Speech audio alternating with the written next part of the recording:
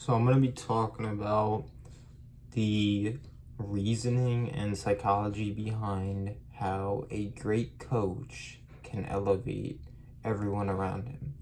And normally I fixate on the Giants and how John Harbaugh is going to change the Giants, but here I'm gonna relate it to the Giants, but I'm gonna be trying to talk in a broader scope and just overall how I think this is important in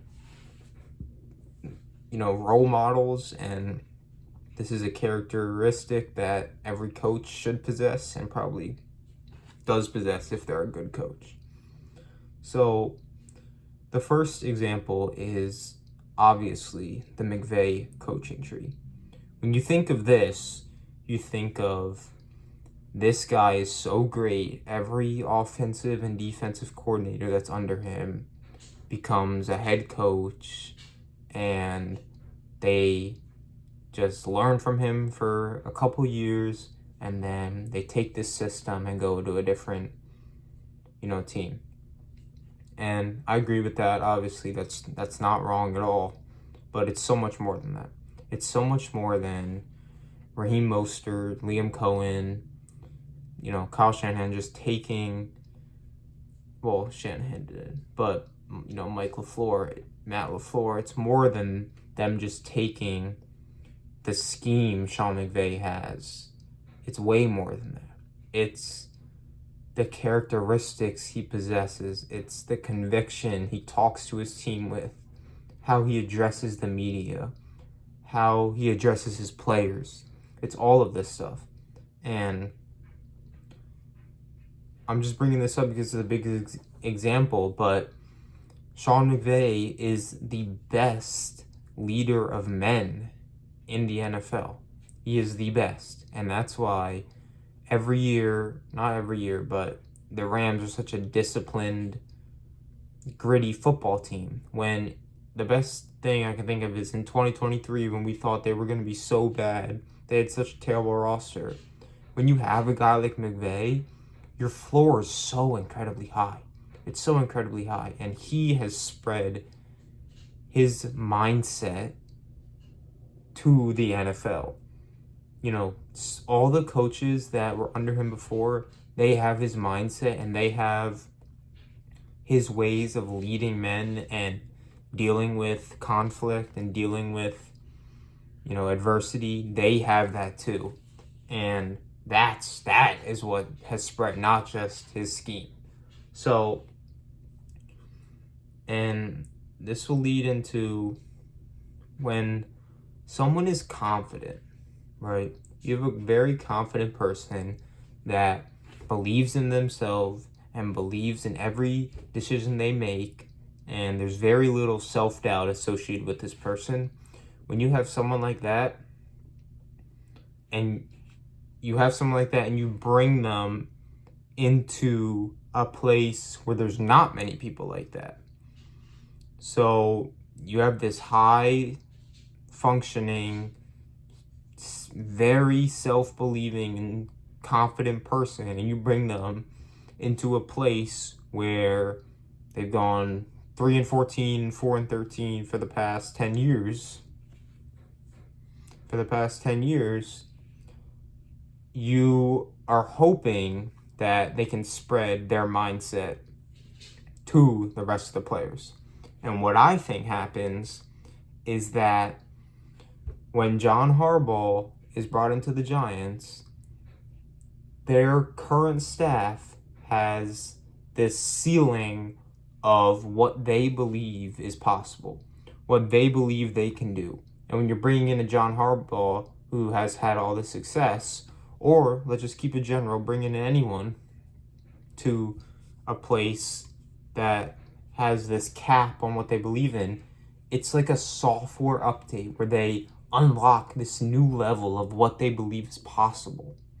And that is such a crazy concept to comprehend, but that is what happens.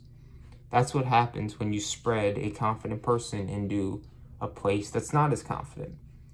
And when they start believing that a whole new level is possible, your ceiling becomes higher as an organization. If you believe that you can go to the moon, but then you realize you can go to Jupiter, there's a whole new ceiling. Your ceiling was here, and now it's way up here, and that's what I think is going to happen with the New York Football Giants.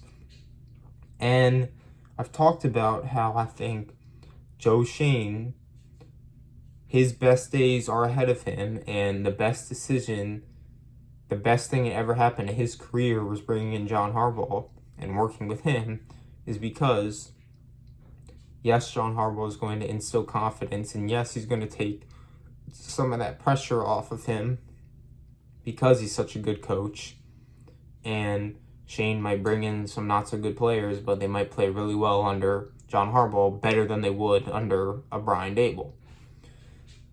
I believe Joe Schoen's best days are ahead of him because he is going to start operating a lot more looser, because he is going to start seeing his decisions directly turn into wins. He has not seen that in 4 or 5 years. All he has seen is his signings and the players he's drafted. Look at that 2023 draft class. He drafted all those players.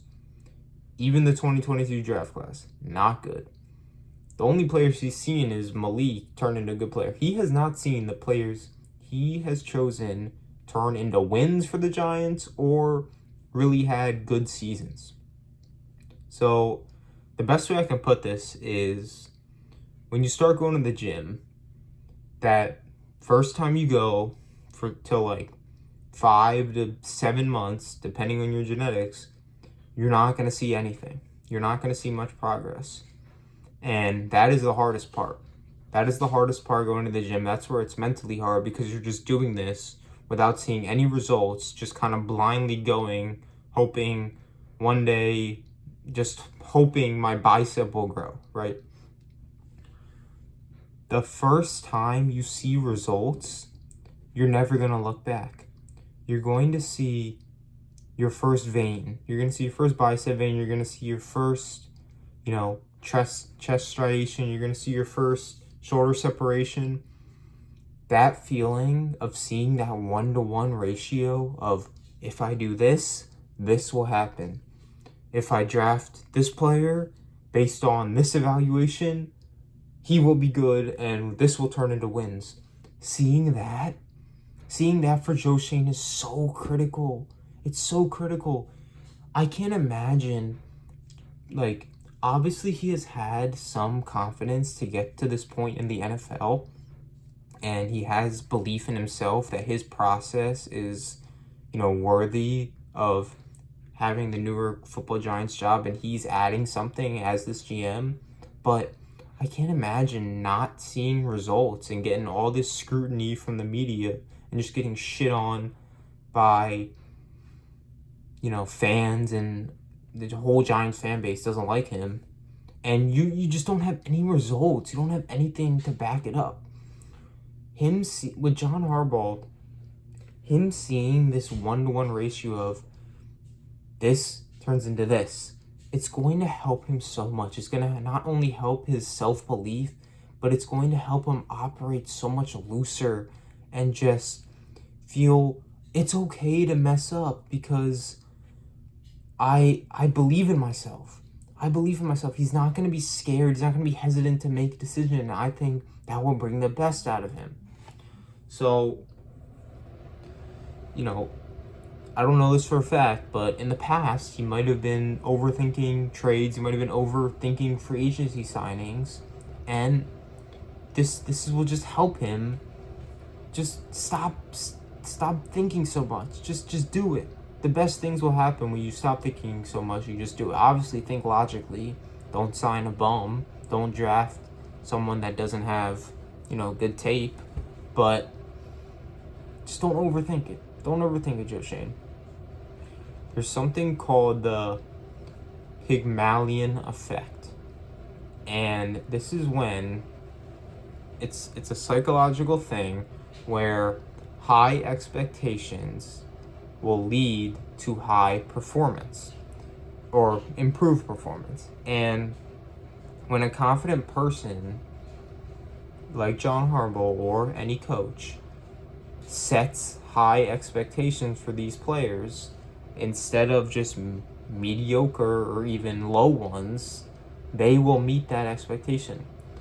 I think that's what was happening with Brian Daboll. I made a whole video about how Brian Daboll's fat and this is important for being a head coach, but like the New York Giants' goal, because they were so ass for so long, was just be mediocre, sustain mediocrity.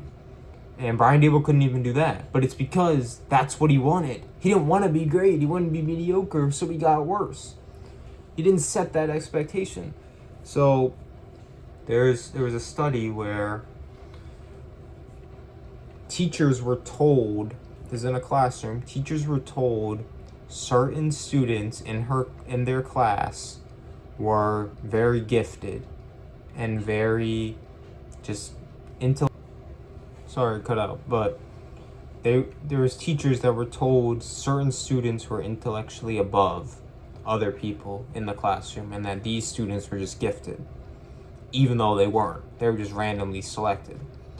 But what happened was this teacher started setting higher expectations than every other student in the class and started treating them different and started expecting more for them.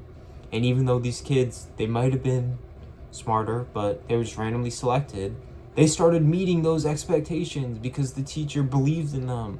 And the teacher believed that you are smarter. That's what I was told. So I'm going to treat you like you're smarter. And that's what happened. And that's what can happen with the New York Football Giants. And I believe this will happen.